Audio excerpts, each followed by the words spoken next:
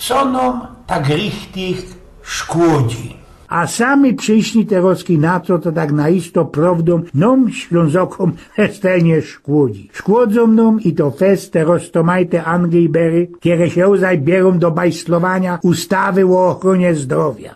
Nie byda tam dzisiaj politykował. Teraz co ino rzekna i że te, co cięgiem tam coś ich wekslują, daliby se pokój i posłuchali Karlicha ze Kocyndra, który już festelnie dawno temu nazad wypokopił, jak to na richtig ze tą medycyną, tą doktorską hilfą jest. Dajcie pozór. Mamy 6 knifów, jak przyjść do zdrowia, kiedy człowiek jest blank niemocny. Człowiek niemocny nie idzie, nie dowoskozać, co by doktor ko niemu przyszł. Poradni nie skorzy, zoł wyzdrowieje. Człowiek niemocny dowoskozać, co by doktor przyszł, ale ten nie przylazuje. Za poradni człowiek jest lepszy, lebo bank wyzdrowił. Człowiek niemocny woło doktora, doktor przylazuje, teraz co ino połozbrawią, żadne recepty nie naszkryflo, ten istny już wyzdrowieje. Człowiek niemocny napyto doktora, doktor się przykwansko, recept naszkryflo, teraz co ten